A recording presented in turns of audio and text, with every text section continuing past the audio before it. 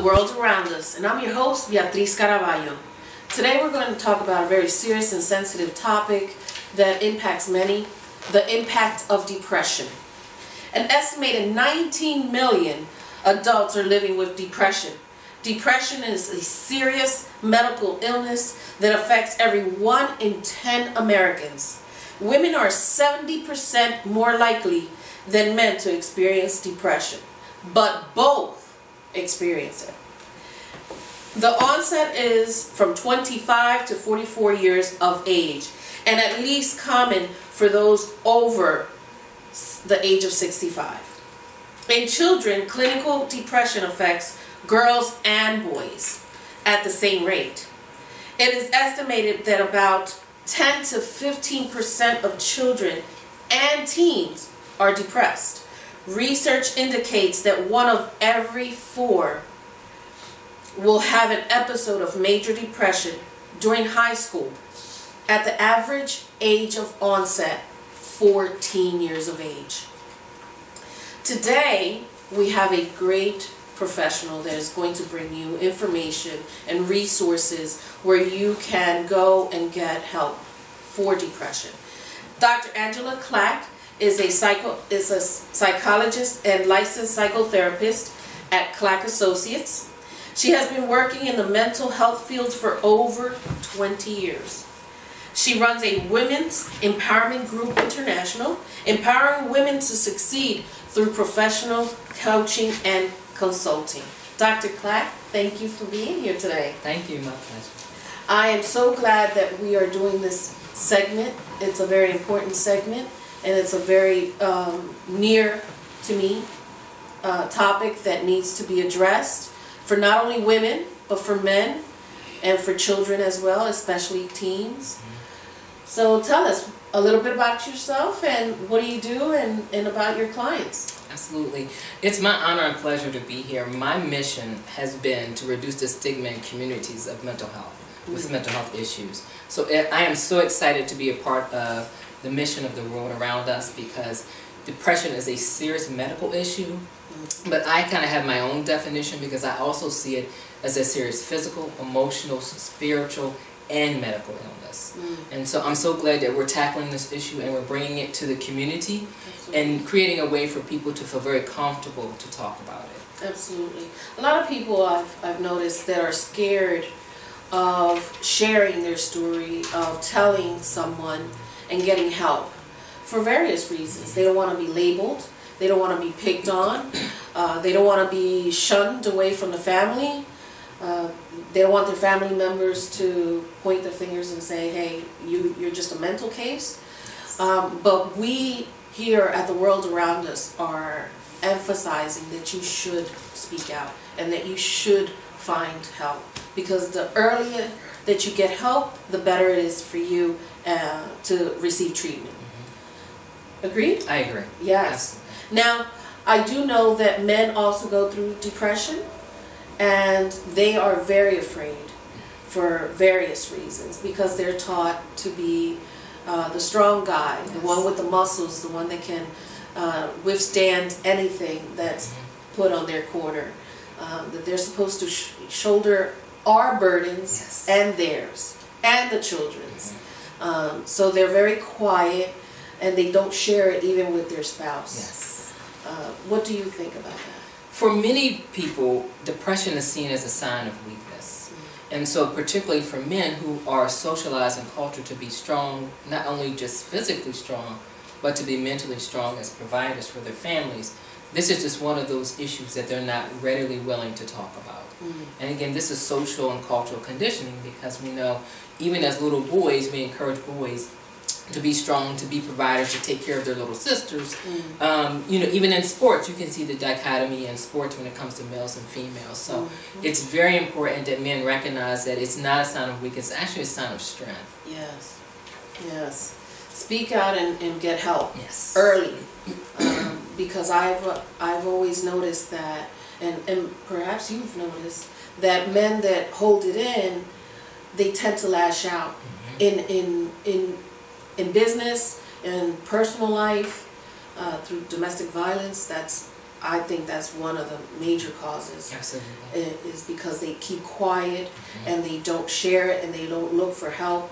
And so their only way of releasing that stress and that anger and that frustration of their daily lives is by attacking the one that's close to them, the one that they love.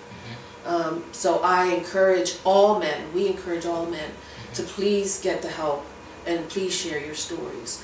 And don't be afraid of what your friend might say or what your family will say. Don't let it get to a point that there is no return, that there is no way out. If you get it from the beginning, there's treatment, there's a way for you to feel better. Teens. Yes. Teens, oh goodness. They get to go through so much.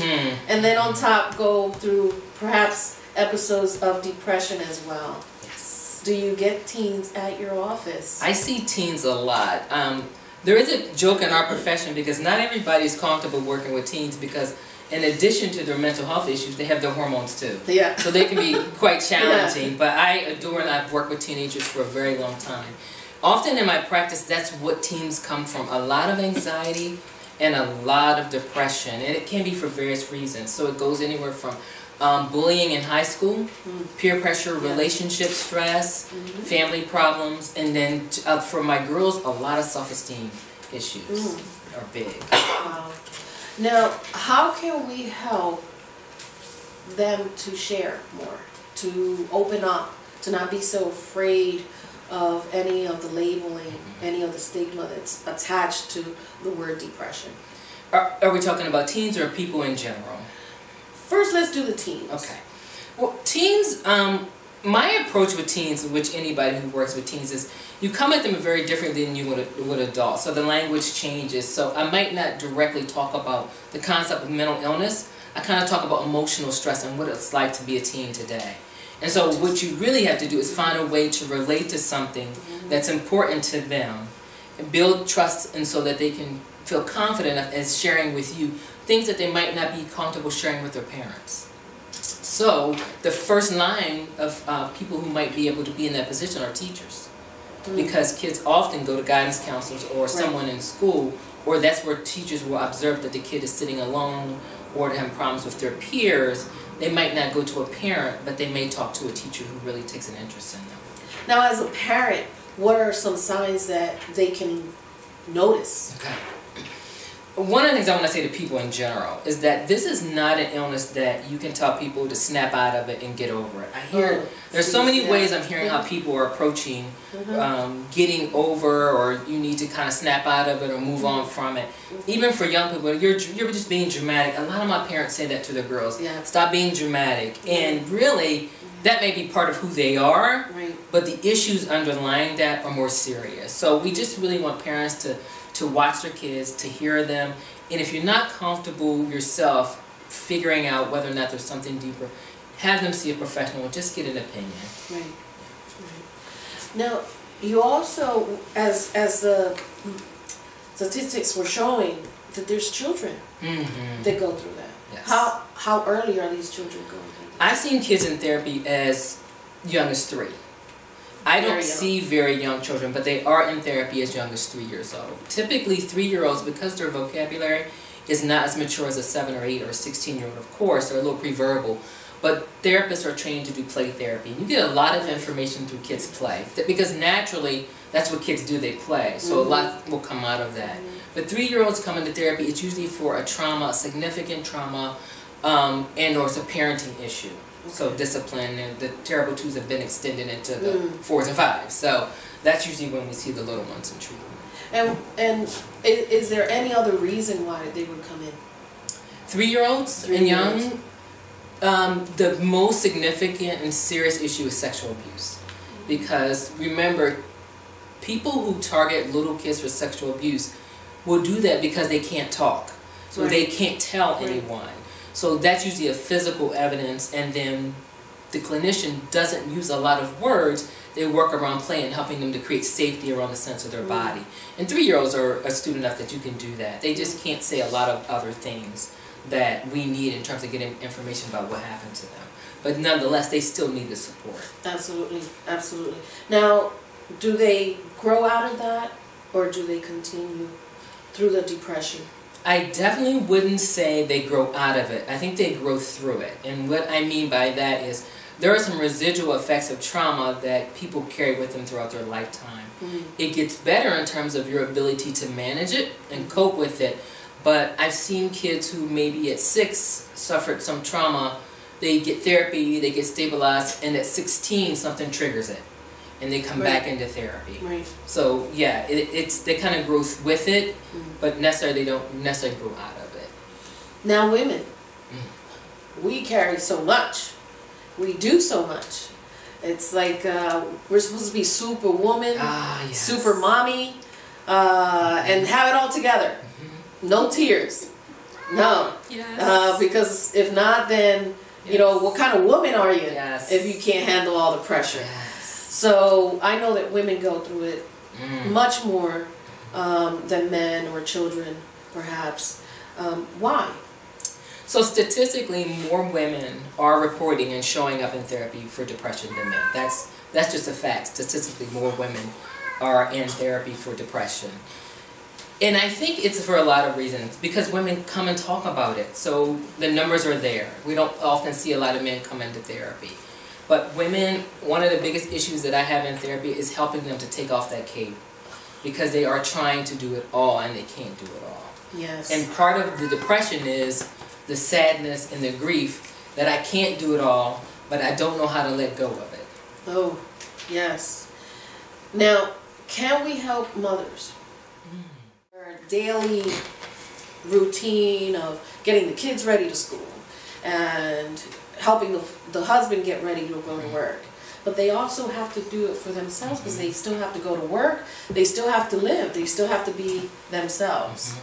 But a lot of times it's difficult to do all that and still be me, and that's when depression starts to come on you. Because of the problems that are in your home, because of something that's happening to your children at school, and that triggers the depression. It's not the blues, it's not the sadness, it's not the I'm sad today, tomorrow I'm happy. It's the depression where you can't shake it off. Exactly. And that's being overwhelmed. So it's like, I love that point that you made. It's not necessarily depression.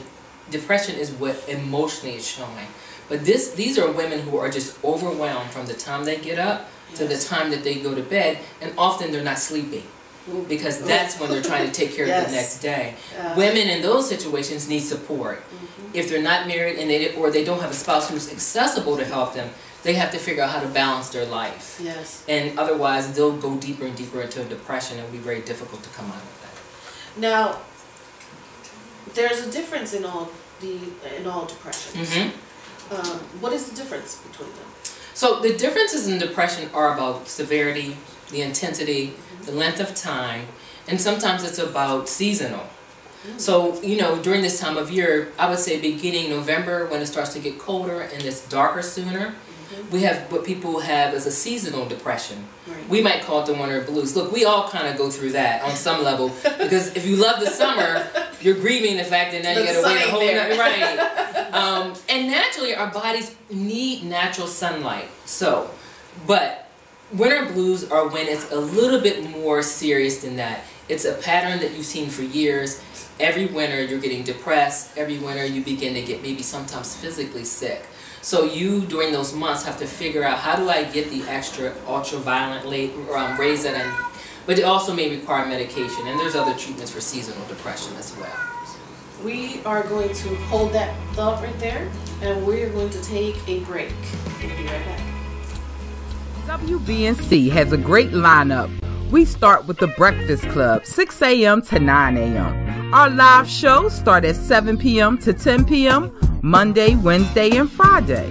That's the CL Smooth and Bev Brooks Show, with our co-hosts Ngozi at Night and Sexy Taz. We have the Basement every Tuesday, 7 p.m. to 10 p.m. with comedian hosts Raul Gomez, Hez Green, Sonny Black, and The Enforcer. We have Spinning all the way live from Syracuse, New York, DJ Latin Man, during Throwback Thursdays. Broadcasting alongside WLAT Fire FM. You can catch us on TuneIn.com radio app. Search WBNC and also call into the station. Drop us a line at 267-713-WBNC. And keep it locked. This is Tange Millions, keeping you in tune with the hottest DJs, radio hosts, and comedians, with great music, hot topics, and a whole lot of fun. Stay tuned, y'all.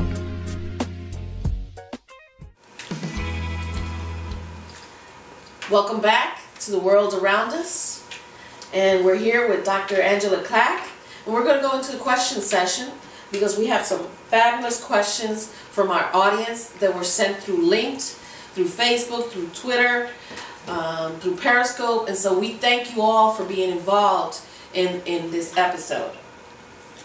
How serious is depression? Wow. Depression is very serious. Upwards to 15 million U.S. Americans have either reported or experienced an episode of depression. It is also seen by primary care physicians in the medical field, so we know that even medically the numbers are growing in terms of what happens to people in their bodies when they're sick from depression. How can you tell someone is going through depression? Wow, that's the hard part, because there are people who are very good at masking how they feel. And they mask what they're going through for all of the reasons we talked about a little bit earlier in terms of the myths of what, the stigma and the myths of what people perceive people struggling with mental illness look like, what they're supposed to look like, I'll say. So you always can't tell. But if you know a person well enough, you can start to see some things. Fatigue, headaches. I get a lot of women who come into therapy talking about they have headaches a lot. They have migraines, and they're not medical. They're not something they've always had. It's the stress that's creating it. How can I help someone? How can someone help another in need? Validate their feelings and not tell them to snap out of it, not tell them to get over it. Try to be as supportive as possible. Even if you need to go to the therapist with, you might need to take your friend or family member to therapy.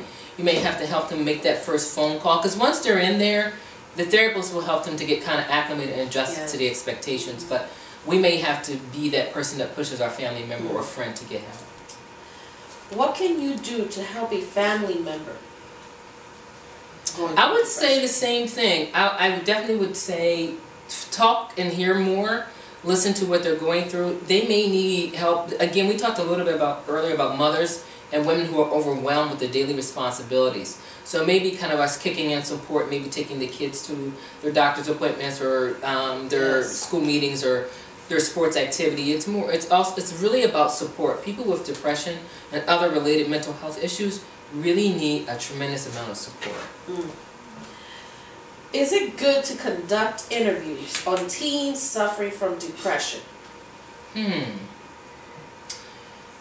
So that means recognizing that teens do suffer from depression, yes. What kind of interventions? There are lots of interventions.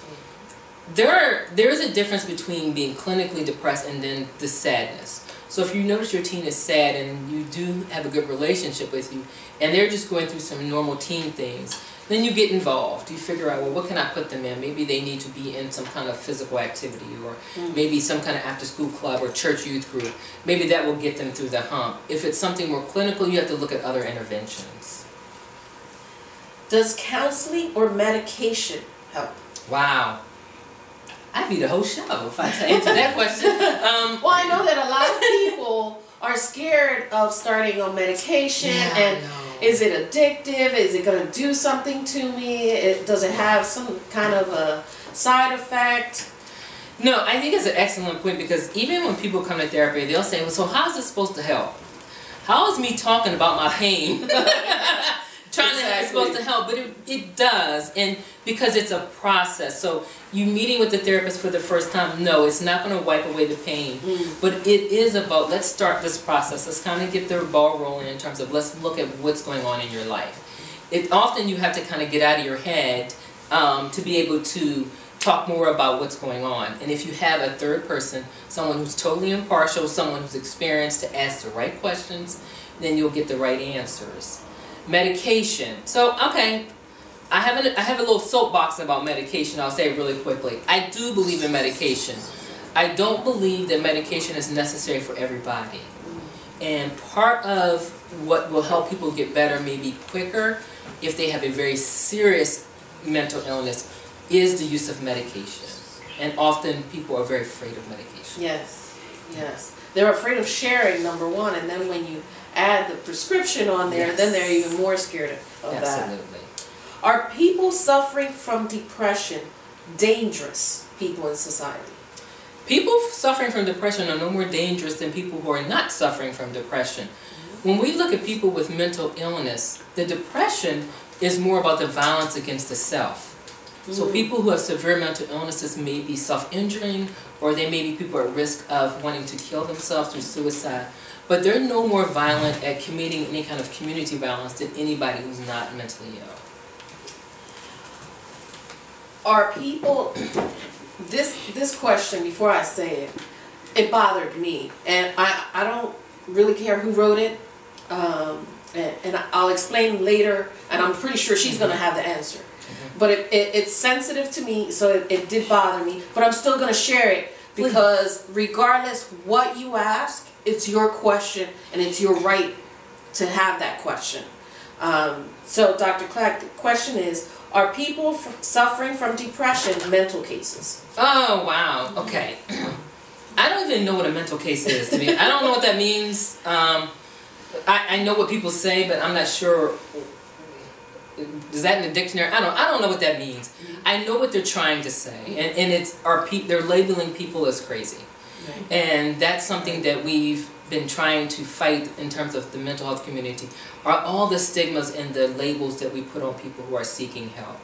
I tell people that seeking help is a sign of strength, because it really takes courage to come forth and talk about your deepest, most intimate kind of serious issues. It's not a sign of being crazy or out of your mind or something like that. You know, that comes from movies and films and just kind of things from a long time ago in terms of how people used to understand mental health. So, you know, treatment for mental health goes way back to many, many centuries ago when they were doing brain lobotomies. You know, we don't do that anymore, right? But that's how far it goes back in terms of they didn't even know what it was or how to treat it. Yes. But now we have so much more information. We're so much more informed. And so, no, people are not mental cases. Exactly. The reason why it bothers me is because when you label someone a mental case, then that person starts to fear even more of going to get the help that they need. And so if they're just acting out at home and you don't understand, don't label them a mental case. Don't label them, as Dr. Clack said, a drama queen. Try to understand what they're saying. Try to understand what they're not saying. Their actions could be their words. And you have to just be very careful of how you label them, because you can hinder their treatment. You can hinder their growth. You can hinder, make them even worse of the state that they're in. So don't do that. For whoever wrote the question, if that's what you're going through, I apologize for whoever it is that's telling you that you're a mental case. You're not. Just seek the help and don't worry about what they're labeling you as, okay? Are people with depression able to work and be productive in society? Absolutely. So remember my statistics that the most recent number was like upwards of almost 15 million U.S. Americans. Absolutely, these are people who are very successful and productive. It's when they're in depressive episodes or in a deep depression that's not treated that it begins to impact their daily life, and they're not showing up for work. That's when they're calling out. They're at their doctor's office a lot. That's when they're the least productive in life. Right. Can we help children get out of depression? We can, absolutely. There are depression for children and adults is very manageable and able to be treated. So there's absolutely several different interventions we use for children, including group therapy. So sometimes it's not one-to-one with kids. They may do better in a group therapy setting. Okay. What is your advice to a woman around 24, 25, transitioning into the stage of womanhood? Ooh, that's nice. I like that question. And that question came from Turquoise Wilson, which has an organization for female youth entitled Underground Queens. And Queen Turquoise is geared, her organization is geared towards teenagers, I think 14 to 18 or something like that. And so this was one of the questions that the group came up with. Okay. I'm glad they're looking into life in that way. Yes. So one is just hold on because it gets better. But honestly, oh wow, that's a nice question. It can be a very exciting time of your life because you are at the youth and you have the energy to do and be anything you want to do. You can pursue all kinds of interests. This is when you kind of figure out what you want to do before you then have a family and you're more confined about being able to travel and see the world, work a career that may keep you away from home. This is the time to experiment with your life in a healthy way, of course. I mean, experiment. But that's a great time. My main advice is to get a good mentor. Get a very successful, healthy woman. She doesn't, and I say successful, that doesn't mean you have to look for Oprah. There are women around you everywhere who are successful in what they do and who they are, and they can help guide you along the way to some of the pitfalls, because there are things you're going to go through that we all are going to go through, but you need to, because that's how you learn, and that's how you learn who you are. When were you comfortable in your own skin? Yesterday. I'm joking, but honestly, I can honestly say I don't feel like I came into where I felt like I didn't really care much about what people said or thought about me until my late 30s, early 40s. I know I look like I'm 20, but anyway. It doesn't come until you're beyond 25. It's like 30 and 40 when you can finally settle into who you are and you don't let the world define you. The magazines no longer define you. You have to look like this woman on the cover of a magazine, or you have to date this kind of... There is a point in your life where none of that matters anymore, and you matter, and you make you a priority. You're going to have to come back for that episode. Oh, I love that. Plus size episode. Yes, it's coming. I love that. We all go through depression stage. Yes. When was yours, if you had any, and how did you overcome? So I wouldn't necessarily say, so the person who asked that question, I think we all have sadness sometimes, but we all don't necessarily get depressed. For me, I think the lowest point was my last year of graduate school. And I was overwhelmed with the amount of work. I was trying to work. I was facing a dissertation committee because you have to do this to get done. And it was like being before a firing squad, honestly. And that was probably my lowest point because I wanted to quit. But I was too far into it to quit. So at that time, it's no I had looking to, back. I had to rely on my faith and get myself together. Yes. But yeah, that can really bring you down. Yeah. Do you believe depression can stem from our day-to-day habits? Yes, absolutely. If we're not taking care of ourselves, because depression is an illness like other illnesses that you have to treat it mind-body. So that means you have to physically be eating well, taking care of yourself in that way, exercise. You've never seen a body without a head or head without a body. They go together. And so you have to take care of them equally. Good one in dating. How does a woman overcome dissolution and the shame of the incapacity of being fruitful in life? It depends on how that question and being fruitful, meaning children. What are we talking about? I'm not sure. She didn't explain. Is it? And it's from the youth group. Being fruitful. You said dating? Did you say dating? Dating. That makes me assume that they're looking into the future to have a family, and maybe they're not feeling like they're having success finding someone to date? Well, if you can't have children or you're having problems conceiving, okay, that might bring depression. Yes, that absolutely. I do. So how do you get over that? Wow. Okay, so we're not going to get over it. We're going to work through it. Right. I do see women in therapy who come for infertility issues. Okay. And so they're struggling to create a family, and for whatever physical reasons they haven't been able to. Even after they've gone through all of the kind of in vitro and things that's past that. They have now settled into the idea of accepting that I may not be able to be a mother by birthing a child, but I can adopt, or I can take on another mother role. So they have worked into the idea that there's other ways to be a mom. And now, some really encouraging comments. Okay. Okay. Oh, good. I am in total agreement with all of this. I have gone through many similarities as you. Not to mention that I lost my biological mother to suicide at the tender age of 16 months. Thank you for doing this show. It is always good to know that there are others that have experienced the same, and that can conquer whatever they go through. I know I am not alone, thanks again. And that was a compliment for you. That's awesome. Wow. 16 months, that was pretty young. And suicide, I will share that's a very close to me, close to my heart. My dad committed suicide at the age of 102, and I am the one that found him.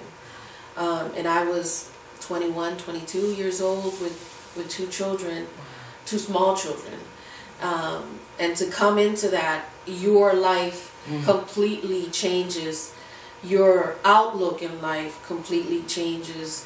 And it almost destroys who you are to see your parent that you have held for so long at a high pedestal.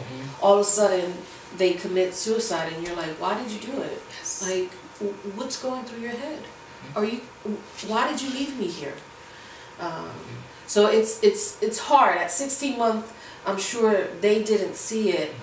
I'm sure the mom or dad protected you from that, but you still know that happened. Exactly. So it still impacts your life. Yeah. So I'm sorry that you went through that, but stay strong and know that yes, there are many others that have gone through that, and it's something that is sad, it's heartfelt, and we're here. Dr. Clack will give you some resources excuse me, at the end of the show where you can call and you can speak to her personally. I tell everyone to be strong, knowing that I'm the weakest person in the world. Wow. I hear that a lot. Not just from the people I see in my office, my friends are that way. I have some very successful friends, and in our girl talk, the vulnerability that they don't feel very secure, or they have some of the insecurities, or they don't feel pretty. And these are women that anybody on the street would say, gosh, she's gorgeous, or wow, she's smart, but they don't feel that way. Right. Because that self-worth gets triggered by those insecurities. And so, yeah, it's easy for us to sometimes preach to other people those same things that we struggle with. So that's a common theme I hear. It's easy to put on a masquerade, as we were talking off camera. It's easy to put the masquerade on. You're happy and you're smiling all the time in front of people, and if you're, I'm on radio, so you don't really have to see me. But now I stretched out and I'm doing something different. So now I have to keep the smile, but it has to be a real smile, because I'm portraying happiness or sadness to you through whatever we put in front of the camera. And so, but I know about the masquerade, and I know about the clowning around and keeping others happy, and as long as you're happy, then I'm okay. Exactly. So I know all about that. Thank you for the show.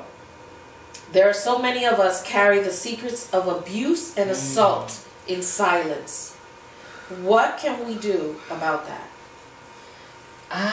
I'm sorry that that's something that whomever, and when I hear these questions or these comments, I know that you're writing for yourself, but you would not believe how many other people are in similar situations. So I'm sorry that we have to hold these secrets and are not in positions to safely disclose how we feel. Those are situations where you're not believed. And it could be, I've worked with young girls who weren't believed by their mothers that they were being hurt. And those are things that aren't easily overcome. And that really will require some work in therapy to help them overcome that. Now, why do you think they keep these secrets?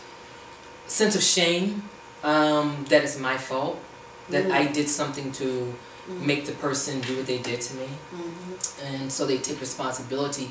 What I help educate them in therapy is that the person who hurt them did a very good job of convincing them, yes, it was their fault. And so they have been conditioned and kind of brainwashed to believe that they did something to create that. So it's a lot of underlying shame and guilt, which prevents them from wanting to tell people about what happened. And then an encouragement one is, through love and understanding, we can regain our families. Absolutely. So don't ever lose your hope, because there is hope. And you have to just see past what the person is doing or saying and see what kind of help you can give them. Everybody goes through depression differently. Some in silence, some not in silence, some act it out. You just have to be very careful, very watchful, and get the right help, get the right treatment on time. We are going to take a break, and we'll be right back.